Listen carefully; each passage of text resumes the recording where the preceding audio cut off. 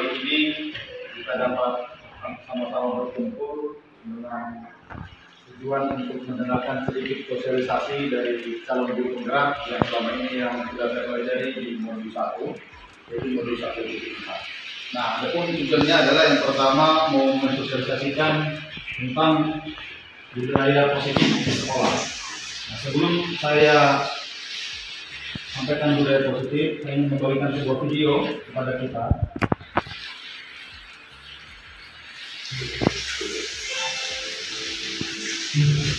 Ibu dan Bapak calon guru penggerak. Hutan adalah salah satu tempat hidup beraneka ragam hewan dan makhluk hidup lainnya. Hutan merupakan rumah bagi mereka. Nah, Bapak Ibu, sebenarnya menarik ya videonya ini. Nah, kenapa saya bilang menarik? Ini sebenarnya kenyataan di sekolah kita ya. Jadi di lingkungan pendidikan kita banyak sekali terkadang kita memaksakan minat seseorang anak disamakan dengan minat dan bakat anak yang lain. Contohnya tadi kan bebek, ya sebenarnya kemampuan dia berenang, tapi dipaksakan untuk memanjat, dipaksakan untuk berlari, akhirnya kakinya robek. Nah, ketika tes ujian berenang pun dia nggak bisa maksimal, akhirnya juga nggak maksimal. Artinya Bapak Ibu, sebenarnya ketika kita memaksakan kehendak kita untuk menyamakan semua persepsi tentang pembelajaran harus bisa semua anak, kita gagal sebenarnya. Kita yang gagal. Nah, anak-anaknya akhirnya sebenarnya nggak mencapai titik titik pencapaian dia yang maksimal. Contoh lah di olahraga. Apakah semua anak-anak bisa olahraga? Enggak. Makanya selalu saya sampaikan, enggak semua anak-anak bisa olahraga. Tetapi bagaimana caranya sebenarnya mereka hanya ikut aja olahraga sudah bisa mendapatkan nilai rata-rata. Nah, ini sebagai video pembuka bagi kita, mudah-mudahan bisa mengawali pertemuan kita hari ini.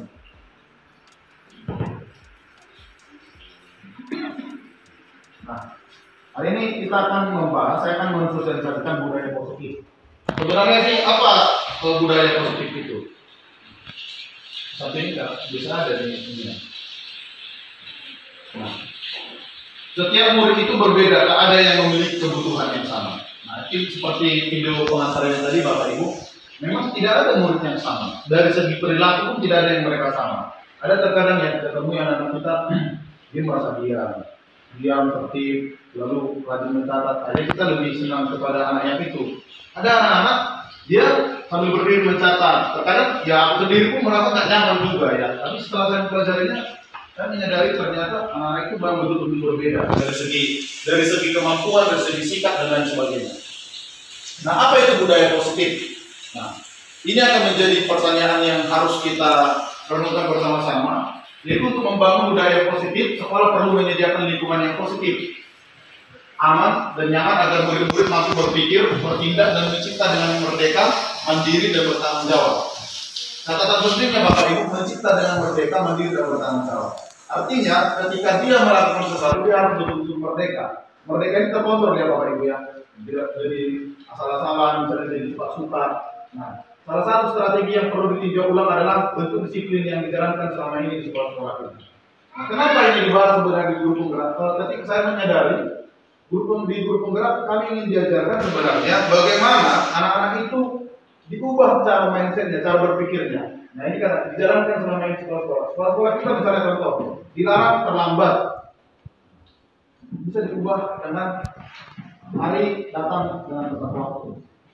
Biasanya kalimat dilarang itu jangan terlambat, tidak terlambat itu biasanya lebih negatif dibandingkan datanglah tepat waktu ke sekolah. Dilarang membuang sampah atau buanglah sampah pada tempatnya. Jauh itu lebih positif dibandingkan kata dilarang, tidak dan jangan. Nah, ini seorang pakar pendidikan, Dr. William Glasser meluruskan miskonsepsi tentang kontrol di sekolah. Yang pertama, ilusi guru mengontrol murid. Kurasa ini sulit kita terima Bapak Ibu. Saya sendiri pun sulit menerima ketika guru mengontrol murid. Ya, kenyataannya kita pahami ya. Nggak tahu Bapak Ibu juga kita memahami dan mengalami. Kenyataannya yang kita pahami di sekolah guru harus mengontrol murid. Tetapi justru dia menentang ilusi guru mengontrol murid. Misalkan di sini, pada dasarnya kita tidak dapat memaksa murid. Nah gini, semua siswa sebenarnya punya latar belakang keluarga yang berbeda, agama yang berbeda, kebiasaan di rumah yang berbeda. makanan yang berbeda, budaya yang berbeda. Ada budaya Toba, ada Sebelum, ada Jawa, ada Melayu, dan lain sebagainya. Dr. William mau mengatakan, seolah-olah kita harus sehari-hari ini mau mengatakan guru yang harus mengontrol murid. Tetapi ada batasnya Bapak Ibu, dikatakan di sini. Ketika kita mengontrol perilaku murid, maka suatu saat dia menyadari, maka dikontrol Bapak ini aku. Ribet kali pun Bapak ini. Ibu ini cerewet kali pun. Ketika kita mungkin pada saat kita di kelas, mereka menyadari kontrol, mereka diam, duduk bagus. Tapi ketika mereka ada di luar, kita nggak bisa kontrol mereka Bapak ini. Nah, yang mau dikatakan di sini, William mau mengatakan ada saatnya sebenarnya kita mau menyadarkan siswa itu dia biarlah lahir dari dirinya sendiri. Ketika dia harus tertib, ketika dia harus mengikuti pembelajaran dengan baik. Yang kedua, ilusi bahwa semua penguatan positif, efektif dan bermanfaat. Nah ini dikatakan di sini, penguatan positif atau bujukan adalah bentuk-bentuk kontrol. Segala usaha untuk mempengaruhi murid agar mengulangi suatu perilaku tertentu adalah suatu usaha untuk mengontrol murid tersebut. Dalam jangka waktu tertentu, kemungkinan murid tersebut akan menyadarinya dan mencoba untuk menolak bujukan kita. Atau bisa jadi murid tersebut menjadi tergantung pada pendapat sang guru untuk berusaha. Nah ada kan Bapak Ibu, misalnya ketika kita bilang, jangan belajar nak, atau kamu tidak boleh seperti ini, kamu tidak boleh seperti ini. Ya mungkin dia mau, tetapi ada kalanya dia mengatakan, atau ada kalanya anak-anak kita pasti melawan kan Bapak ini di luar sana, atau mungkin di luar kendali kita pasti dia melawan, atau setelah kita keluar dari kelas dia melawan. Tetapi ada juga bentuk negatifnya ketika kita ajari anak-anak selalu kita intervensi, selalu kita kontrol, dia jadi tergantung kepada kita. Artinya dia akhirnya tidak mandiri, dia tidak tahu apa yang mau diperbuat. Itu maksudnya di sini. Jadi seolah-olah lebih bagus penguatan positif yang efektif dan bermanfaat ini. Kalau kita menurut kita itu efektif dan bermanfaat ketika kita selalu bumi siswa. Padahal ada dua tadi, bisa saja dia satu saat dia jenuh, dan yang kedua akhirnya kita bergantung kepada kita. Nah yang ketiga, bahwa ilusi bahwa kritik dan membuat orang merasa bersalah dapat menguatkan karakter. Pernah nggak kita ya Bapak Ibu membuat supaya siswa merasa bersalah? Betulnya, itu kamu kan, udah kamu tahu kan akibatnya ya. Jadi sakit dia kan, jadi seperti ini dia, gara-gara dipukul sama jadi. Kurasa kita di sini pun pernah melakukan itu, dan saya paling sering melakukan itu. Tetapi kenapa kita lakukan itu? Karena kita merasa bahwa kritik dan membuat orang bersalah itu bagus. Dampak negatifnya Bapak Ibu, ketika kita selalu membuat orang bersalah itu, dikatakan di sini, pada akhirnya dia tidak percaya diri. Dia nggak tahu bahwa itu salah atau benar. Dia hanya mengatakan bahwa itu salah. Ini bukan itu sebenarnya. Yang berikutnya, ilusi bahwa orang dewasa memiliki hak untuk memaksa. Budaya kita sebenarnya ya, nggak tahu ya. Kalau di Indonesia ini yang pada umumnya budayanya, kalau orang dewasa itu berhak untuk memaksa. Kalau zaman dulu kan melihat yang lebih dewasa pun kita takut. Nah, zaman sekarang ini kurang tahu juga ya. Tapi ilusi bahwa orang dewasa memiliki hak untuk memaksa. Itu orang tua loh. Seolah-olah berhak memaksa walaupun sebenarnya salah. Nah, artinya bukan salah ya Bapak Ibu orang tua atau guru mengajari anak-anak, bukan itu maksudnya. Tetapi ada yang harus perlu dipertimbangkan. Nah, itulah nanti yang akan saya jelaskan berikutnya. Bila kita ingin membuat kemajuan perlahan, sedikit-sedikit ubahlah sikap atau perilaku Anda. Namun bila kita ingin memperbaiki cara pertama kita, maka kita perlu mengubah kerangka acuan kita. Ubahlah bagaimana Anda melihat dunia, bagaimana kita berpikir tentang manusia, dan ubahlah paradigma kita, skema pemahaman dan penjelasan aspek tertentu tentang realitas. Maksudnya di sini, apa kaitannya dengan materi hari ini tentang anak? Jika kita ingin mengubah anak itu, maka perlu secara perlahan, maka perlu kita hanya sekedar ingatkan dia atau buat peraturan, lalu samakan peraturan untuk anak. Tetapi kalau kita ingin mengubah pribadinya dia sendiri supaya dia sadar, maka kita perlu mengubah cara pikir kita tentang dia, bahwa anak itu sebenarnya apa cara pikir kita, bahwa itu sebenarnya beragam, berbeda. Ya, aku jelas tahu, misalnya di kelas 1 kan semua anak kan berbeda. Kayak hari ini aku belajar di kelas 1 ada Al-Qardawi itu, tentu aku nggak paksakan. Aku yang belajar agama kan, kasih aja belajar agama. Paksa pun dia juga nggak mau dia. Butuh tuh nggak mau, kasih aja. Artinya aku memahami bahwa sebenarnya Al-Qardawi itu beda dengan anak-anak yang lain. Nah, stimulus respon melawan teori kontrol pandangan tentang dunia. Nah, ini mau kita lihat Bapak Ibu. Pertama, stimulus respon tentang dunia dan teori kontrol tentang dunia. Respon dan kontrol itu catatannya. stimulus respon, dan teori kontrol. Nah, kalau respon, realita, kebutuhan kita sama. Itu yang sering kita pikir sama. Tetapi tentang teori kontrol, realita kebutuhan kita berbeda. Yang mau dimaksud di sini sebenarnya kita harus sadar kebutuhan kita ini berbeda. Kebutuhan Pak Imam dengan saya itu berbeda dari segi cara berpikir, agama, latar belakang, dan lain sebagainya. Semua orang melihat hal yang sama. Ini salah sebenarnya. Justru kita harus setiap orang memiliki gambaran yang berbeda. Ya kan? Bapak Ibu melihat warna ini belum tentu Ibu bilang ada yang bilang ini abu-abu putih. Atau seperti yang kami tadi coba berdiskusi di kelas, ada yang bilang bumi itu datar, ada yang bilang bumi itu bulat. Ada juga cara-cara pandang seperti itu ya. Baru kita mencoba mengubah orang agar berpandangan sama dengan kita. Ini berbahaya. Justru kita harus berusaha memahami pandangan orang lain tentang dunia. Perilaku buruk dilihat sebagai suatu kesalahan. Justru semua perilaku memiliki tujuan. Nah gini, ada nggak ya Bapak Ibu menyadari bahwa anak-anak sengaja membuat kesalahan? Sengaja dia cari perhatian, sengaja dia berdiri larisan. Sebenarnya di balik itu dia mau mencari sesuatu. Dia cari perhatian. Pada saat kita sadar dia justru menjawab. Nah justru itu yang perlu kita gali. Apakah anak ini memang kurang perhatian? Atau bagaimana ya di rumah? Nah itu yang dimaksud itu Bapak Ibu. Orang lain bisa mengontrol saya. Lalu kita harus bilang hanya Anda yang bisa mengontrol diri Anda. Ini yang dikatakan tadi ini. Mungkin kita dikontrol guru di sekolah, tetapi begitu kita keluar dari sekolah, sesuatu keluar dari sekolah, kita nggak terkontrol. Mungkin bisa dikontrol oleh kepala dinas kita di sekolah, tapi begitu kita keluar dari sekolah, kita nggak bisa dikontrol. Nah, saya bisa mengontrol orang lain, kita tidak bisa mengontrol orang lain. Nah, ini yang mau dimaksudkan teori kontrol tentang dunia. Pemaksaan ada pada saat bujukan gagal. Misalnya kita bujuk anak-anak nih, lalu kita paksa, justru kolaborasi dan proses menciptakan pilihan-pilihan baru. Maksudnya di sini adalah lebih daripada membujuk dan memaksa, lebih bagus kita memberikan pilihan, memberikan gambaran kepada anak. Yang berikutnya, model berpikir menang kalah, justru model berpikir menang-menang. Jadi meskipun dia kalah, tetap dia harus kita sampaikan bahwa dia juga ikut menang dalam misalnya dalam kompetisi atau dalam hal berpikir diskusi di kelas. Konsep disiplin positif dan motivasi. Bagaimana cara membuat murid disiplin? Ini pertanyaan pemantiknya. Siapakah yang bisa mendisiplinkan murid? Apakah guru yang bisa mendisiplinkan murid? Atau kepala sekolah? Atau orang tua murid? Atau murid itu sendiri? Lalu mengapa? Nah, disiplin katanya di sini. Di mana ada kemerdekaan ini dari Bapak Ki Hajar Dewantara, Bapak pendidikan kita? Di mana ada kemerdekaan, disitulah harus ada disiplin yang kuat. Sungguh pun disiplin itu bersifat self-disiplin atau kita sendiri yang mendisiplinkan diri, yaitu kita sendiri yang mengajukan kita dengan sekeras-kerasnya. Tetapi itu sama saja sebab jika kita tidak cakap melakukan disiplin diri kita sendiri, wajiblah pasal lain mendisiplinkan diri kita. Dan peraturan demikian itulah yang harus ada di dalam suasana yang merdeka. Maksudnya Bapak Ibu, yang pertama adalah sebenarnya yang disiplin itu harus merdeka. Merdeka dalam artian kita yang membuat disiplin diri kita.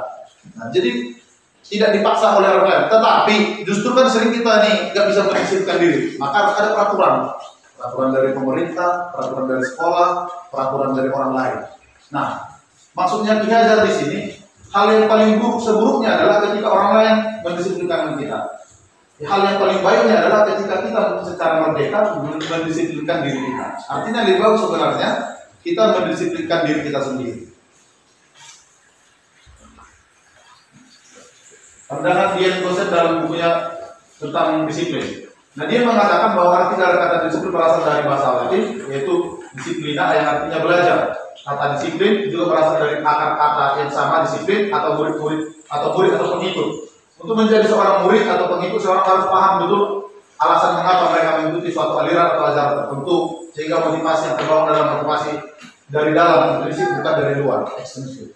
Maksudnya orang kalau belajar di sekolah kan belajar disiplin itu namanya belajar murid. Tidak ada orang sih lahir langsung disiplin. Tidak ada orang sih dari keluarga langsung disiplin. Tapi dia harus belajar terus. Tetapi dia harus tahu kenapa dia harus disiplin. Nah, gitu. Misalnya orang harus tahu kenapa dia harus belajar basket. Maka dalam tujuan pembelajaran itu saya sampaikan apa kegunaan mereka belajar dengan kebugaran jasmani, kegunaannya, manfaatnya dalam kehidupan masing-masing. Jadi itu dia harus lahir dari dirinya sendiri tentang disiplin. Disiplin diri dapat membuat seseorang menggali potensi yang menuju kepada sebuah tujuan, sesuatu yang dihargai dan bermakna. Dengan kata lain, disiplin diri juga mempelajari bagaimana cara kita mengontrol diri dan bagaimana menguasai diri untuk memilih tindakan yang mengacu pada nilai-nilai yang kita hargai. Nah, sebenarnya kan ketika kita mau memulai disiplin itu dikatakan akhirnya tujuan kita jelas, ya, jelas manusia tentang kenapa dia harus disiplin. Yang pertama, untuk menghindari ketidaknyamanan atau hukuman. Ini motivasi yang paling rendah Bapak Ibu. Nah, jika kita menemukan diri kita, siswa kita, disiplin karena untuk menghindari ketidaknyamanan atau hukuman, itu motivasi yang paling rendah. Pada umumnya ini, dia tidak terlambat karena tidak ingin dimarahi. Saya tanya tadi di kelas 5. Kira-kira kenapa kita harus hadir tepat? Supaya jangan gurunya mengoceh, supaya jangan gurunya marah, supaya jangan disuruh membersihkan kamar mandi, supaya jangan Pak Guru merepet, katanya. Ini motivasi yang paling rendah. Nah, jadi mudah-mudahan ini tidak ada di antara kita. Yang kedua, untuk mendapatkan imbalan atau penghargaan dari orang lain. Dia tidak terlambat atau dia dulu bagus supaya kita puji atau supaya kita beri hadiah. Dia misalnya disiplin supaya kita kasih permen karena kita mungkin menyediakan permen sebagai bentuk apresiasi. Nah, ini naik satu tingkat.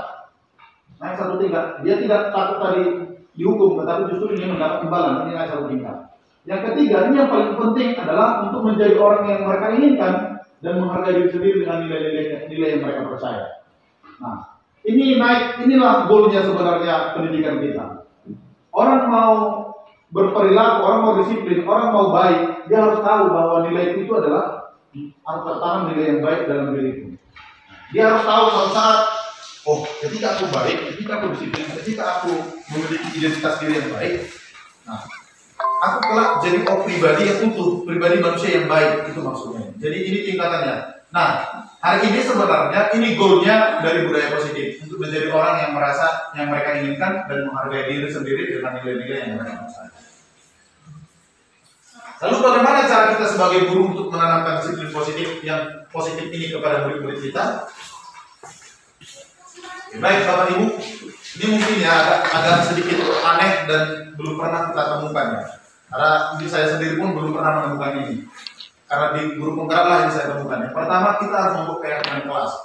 Nah, ada sebenarnya perbedaan keyakinan kelas dengan peraturan di sekolah. Peraturan sekolah atau peraturan kelas. Pertanyaannya adalah mengapa keyakinan kelas? Mengapa tidak peraturan kelas saja? Mengapa adanya keyakinan kelas penting untuk terbentuknya sebuah budaya positif? Lalu bagaimana mewujudkan sebuah keyakinan kelas yang efektif? Nah ini, mengapa harus keyakinan kelas? Mengapa tidak peraturan kelas saja? Tadi di awal sudah saya sebutkan kata tidak dengan anjuran, tidak boleh terlambat atau itu lebih negatif daripada datanglah ke sekolah dengan tepat waktu. Coba kita lihat dulu Bapak Ibu ya. Mengapa kita memiliki peraturan tentang penggunaan helm pada saat mengendarai kendaraan roda 2 atau motor? Kemungkinan jawabannya adalah untuk keselamatan. Pertanyaan berikutnya adalah, mengapa kita memiliki peraturan tentang penggunaan masker dan mencuci tangan setiap hari? Maka jawabannya juga pasti kesehatan dan keselamatan. Nah, nilai keselamatan dan kesehatan inilah yang kita sebut sebagai suatu keyakinan. Jadi, harusnya kalau peraturan tadi pakailah helm pada saat berkendara, maka kebanyakan dari kita takut kepada polisi. Baru kebanyakan dari kita jatuh lalu tidak selamat, ya kan? Cucilah tangan atau pakailah masker. Kebanyakan dari kita sebenarnya nanti anak-anak dilarang tidak pakai masker, nanti dimarahin gurunya. Tetapi justru nilainya adalah kesehatan dan keselamatan. Nah, nilai-nilai keselamatan dan keyakinan dan kesehatan inilah menjadi sebuah keyakinan. Artinya, ketika saya memakai helm bukan karena saya takut polisi, tetapi karena saya yakin saya ketika pakai helm lebih terlindungi dibandingkan tidak pakai helm. Ketika saya pakai masker dan cuci tangan, saya bukan karena takut kepada kepala sekolah atau kepada guru, tapi karena saya yakin bahwa dengan mencuci tangan saya akan lebih bersih, dengan memakai masker hidup saya akan lebih terkontrol atau terjaga. Itu maksudnya. Yaitu nilai-nilai kebajikan atau prinsip-prinsip universal yang disepakati bersama secara universal, lepas dari latar belakang suku, negara, bahasa maupun agama.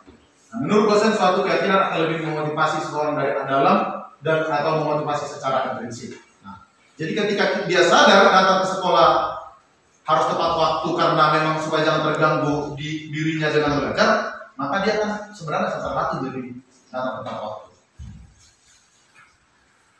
Nah, pembentukan keyakinan kelas. Nah, keyakinan kelas bersifat lebih abstrak daripada peraturan yang lebih rinci dan konkret. Nah, kenapa lebih abstrak?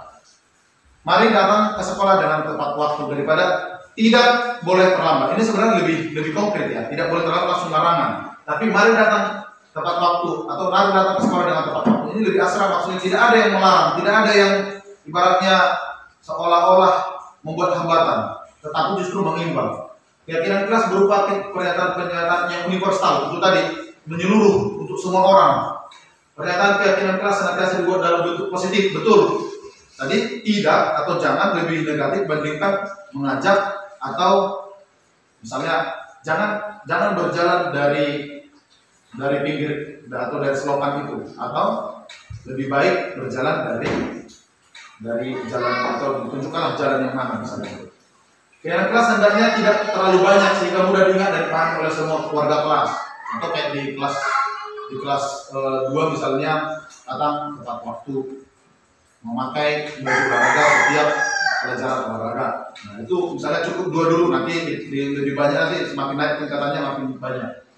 Keyakinan kelas sebenarnya sesuatu yang dapat diterapkan di lingkungan tersebut. Dan pula misalnya kita buat keyakinan kelas, ternyata nggak semua bisa menerapkannya. Artinya kita buat keyakinan kelas yang cocok untuk SMA, untuk SD, nggak tepat. Untuk SD, PAUD, yang SMP, SMA. Semua warga kelas hendaknya ikut berkontribusi dalam pembuatan keyakinan kelas lewat kegiatan curah pendapat. Nah ini sebenarnya yang menarik Bapak Ibu. Ketika kita membuat keyakinan kelas, perbedaannya dengan peraturan kelas atau peraturan sekolah. Pada umumnya kalau peraturan dibuat oleh pihak sekolah, contohnya kepala sekolah bersama dengan guru. Tetapi kalau keyakinan kelas, kenapa yakin? Karena kita sama-sama yakinlah itu dibuat, makanya harus bercurah pendapat. Contoh, yakin nggak kita ya Bu? Kita harus tepat waktu. Nah, anak-anak, iya. Kalau ke sekolah kita bagaimana? Apakah kita harus tepat waktu atau terlambat? Oke, tepat waktu Pak. Oke, kita yakin kan? Sepakat kita kan? Sepakat. Boleh. Kalau kita pakai pada saat pelajaran olahraga kita harus pakai baju olahraga. Nah, sepakat nggak ya itu? Sepakat Pak. Kenapa? Karena kalau pada saat olahraga itu kita harus bebas bergerak. Oke, dia yakin tentang itu, kita tulis. Nah, jadi kita yang membuat keyakinan kelas itu bukan hanya guru, tetapi juga terlibat siswa. Bersedia meninjau kembali keyakinan kelas dari waktu ke waktu. Nah, ini artinya bisa berubah. Ini kita lihat Bapak Ibu contoh keyakinan kelas. Ini contoh di kelas 2, hadir ke sekolah. Nah, oke. Lalu ini siswanya mencatat semua ini keyakinan kelas, lalu mereka tunjukkan. Ini hanya di sekedar dokumentasi. Ini beberapa anak sudah menunjukkan keyakinan kelasnya. Ya, ini ada kelas laki-laki ada perempuan. Ini kelas 4 ya. Saya agak lupa juga ini. Oke. Lalu apa yang ketika kita sudah memberikan keyakinan kelas, sabar Bapak Ibu yang bisa cerita gini. Kita harus kenal dulu hukuman, sanksi, dan restitusi. Maksudnya gini, ketika kita memberikan keyakinan kelas, pada umumnya harus yang kita berikan adalah restitusi. Restitusi itu apa? Nah, ketika kita memberikan peraturan, pada umumnya yang kita berikan adalah hukuman dan sanksi. Nah, kita mari lihat Bapak Ibu perbedaan hukuman, sanksi, dan restitusi. Nah, hukuman pada umumnya ini identitasnya gagal, karena itu menghukum. Tapi kalau sanksi, ini identitasnya lebih berhasil dibandingkan hukuman, apalagi restitusi. Nah, ini disiplin, dikatakan disiplinnya, makanya dibedakan kolomnya. Nah, hukuman sesuatu yang menyakitkan harus terjadi. Nah, sementara sanksi atau konsekuensi sesuatu harus terjadi. Nah, sementara restitusi merupakan pilihan. Nah, biar siswa yang memilih ketika dia apa akibatnya atau apa akibat dari perbuatan yang dilakukannya ketika dia melakukan keyakinan kelas. Nah, yang kedua, tidak nyaman untuk murid anak untuk jangka waktu yang panjang. Ketika kita menghukum, biasanya pada umumnya ini dia pasti mengingat. Tetapi kalau ada sanksi, tidak nyaman untuk murid waktu jangka waktu yang pendek. Misalnya kan pada umumnya kalau kita beri sanksi, ini sanksinya kan, pasti dia hari itu aja maksudnya. Tetapi restitusi menguatkan untuk murid anak dalam jangka waktu yang panjang. Nah, maksudnya begini Bapak Ibu. Restitusi biar lebih paham. Ya, Pak Imam sebagai siswa saya di sini. Lalu terlambat datang ke sekolah. Dia hadir dengan tidak tepat waktu. Lalu saya tanyakan kepada sekolah, kepada kelas. Hari ini Imam datang tepat waktu anak-anak. Tidak Pak. Jam berapa sekarang? Jam 8:01 Pak. Oke. Bagaimana menurut anak-anak tindakan Imam? Ada yang bilang, oh kurang bagus Pak. Nah, lalu kita tanya, kenapa terlambat Nak? Nah, kita ada diskusi dulu, baru kita berikan penguatan. Nah, kamu hadirkan tepat waktu ya, besok tepat waktu ya. Karena kalau kamu terlambat, maka bisa berakibat kepada kamu terlambat mata pelajaran, teman-teman terganggu. Nah itu yang dimaksud. Jadi dia paham jangka panjang. Oh, ke depan pun, ketika dia udah bekerja pun, dia paham itu. Nah, murid anak akan tersakiti. Sementara disanksi, murid dan anak dibuat tidak nyaman. Sementara di restitusi, murid anak mendapatkan penguatan. Nah itu tadi. Perilaku positif agresif meningkat. Perilaku pasif agresif meningkat dalam hukuman. Sementara dalam sanksi, penguatan hanya bertahan dalam jangka waktu yang pendek. Sementara dalam restitusi, masalah terpecahkan. Contoh, masalah terpecahkan. Contoh nih, berantem si A dengan si B di kelas. Kalau saya marah langsung, oh berantem, tersakiti nih, bahkan mau melawan. Lalu kalau saksi, ya kau berdiri di situ, saksi, mungkin dia paham aku salah di sini. Tetapi ketika ada restitusi, saya sebagai guru, sebagai seorang manajernya di kelas, kenapa kalian berantem? Lalu dipukul ya tadi kan, kenapa kau pukul dia? Kenapa harus berantem harus begini? Nah, kira-kira kalau kamu pukul dia sakit nggak? Sakit. Nggak tahu Pak. Coba kita tanya dia, apakah kamu sakit dari dipukul? Sakit. Bagaimana perasaanmu? Nomor Pak ini. Kira-kira kalau kamu dipukul, ini bagaimana? Apa masalahnya Pak? Lalu kita pecahkan. Saya pernah mengalami ini Bapak Ibu waktu saya SMA. Pengalaman saya sampai membuat ini akar pahit sebenarnya. Ketika ada terjadi sesuatu, saya justru disalahkan, padahal sebenarnya saya merasa benar. Nah ini kan persoalan. Siswa bisa aja yang memukul itu merasa benar, sementara saling merasa benar. Sementara kita salahkan dia gara-gara hanya memukul. Poinnya memukul tadi yang kita tangkap. Maka di sini dikatakan harus dipecahkan. Jadi lewat restitusi, diskusinya harus dipecahkan. Lewat hukuman, sistem tidak akan berjalan bila murid tidak takut. Betul nggak ya Bapak Ibu ya? Kalau kita hukum, kalau kita karena dia kayak aku sendiri lah ya, aku sendiri gak usah aku bilang guru-guru yang lain. Ya pada umumnya guru, siswa banyak takut sama saya, mungkin karena saya sering menghukum. Itu saya pelajari juga ini. Nah, kalau sanksi memerlukan monitoring dan supervisi harus terus-menerus dari guru. Nah ini sanksi. Jadi kadang harus di situ baru ada sanksi. Nah sementara restitusi, murid belajar bertanggung jawab untuk perilakunya. Terkadang pun Bu, ketika dia kalau dalam restitusi ini, dia tahu kalau dia itu salah. Yang kedua, bahkan di kelas itu mereka yang saling mengingatkan. Nah ini memang nggak mudah ya Bapak Ibu ya. Jadi misalnya tanpa ada di situ kita, ketika ada permasalahan, siswa itu sendiri yang memecahkan. Ya kamu nggak boleh seperti itu. Ini ada yang memecahkan. Ada apa tadi masalahnya? Nah itu sebenarnya mungkin di SD agak sedikit sulit, tapi mungkin bisa pelan-pelan kita buat.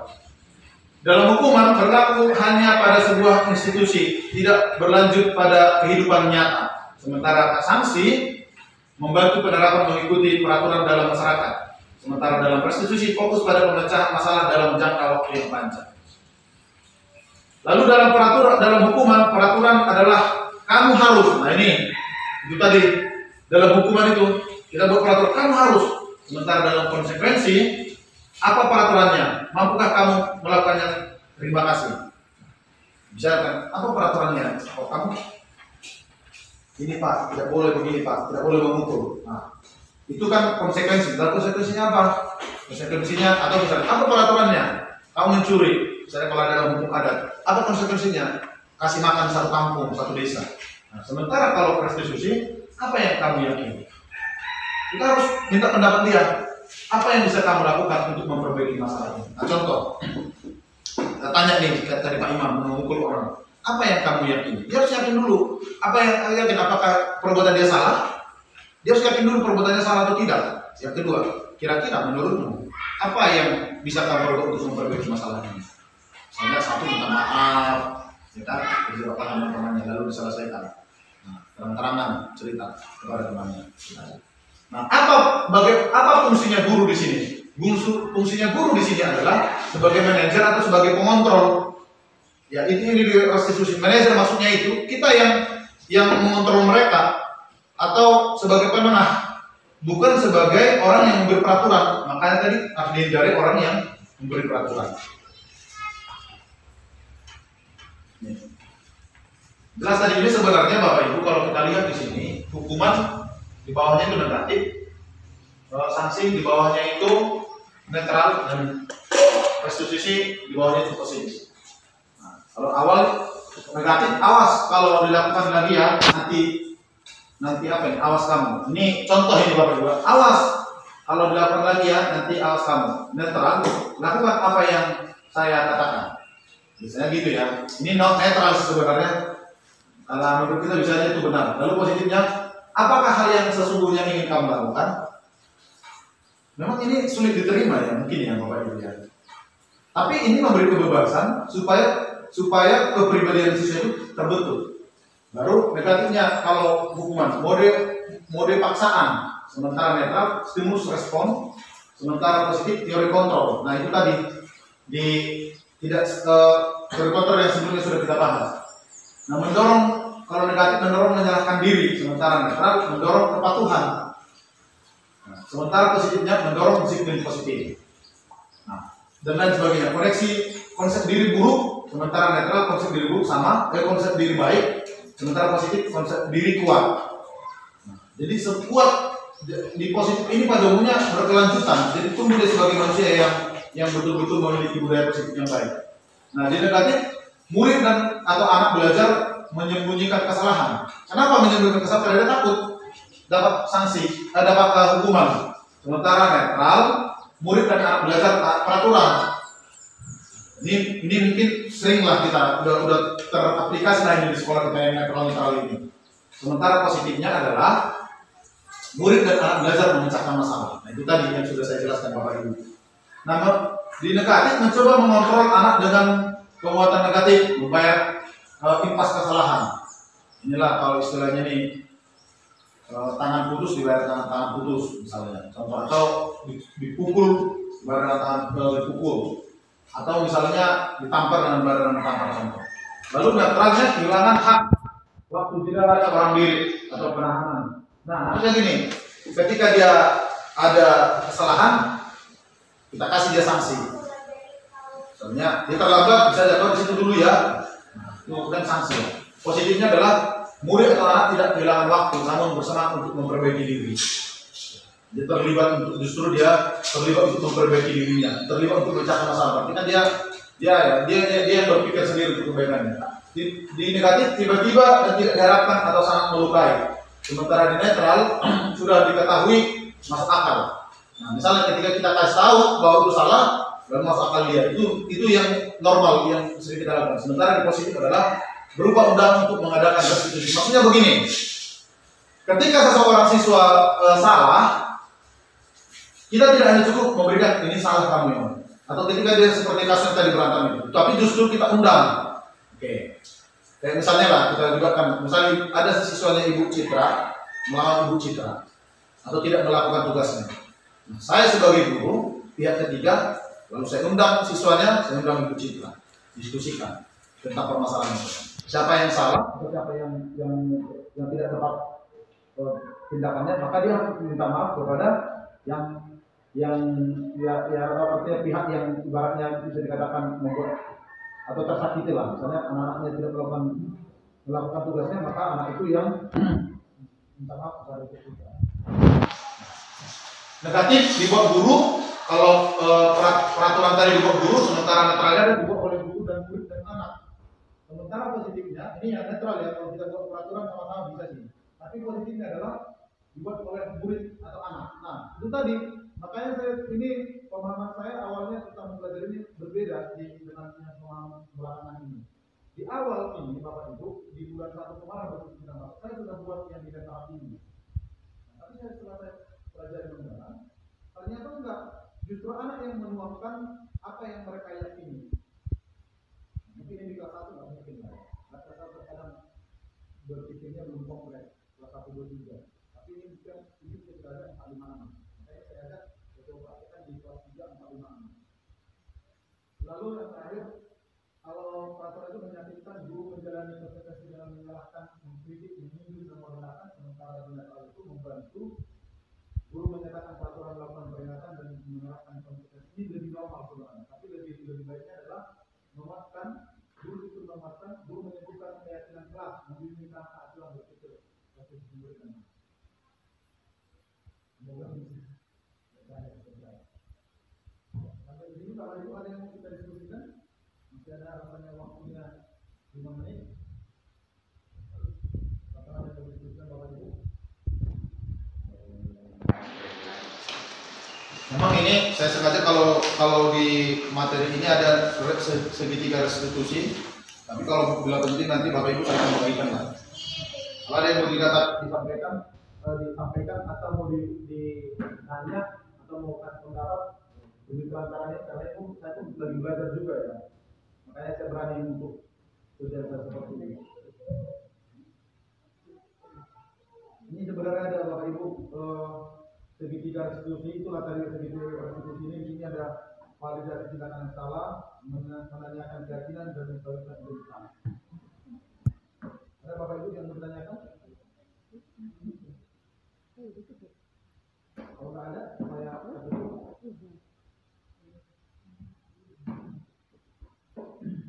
Bapak Ibu?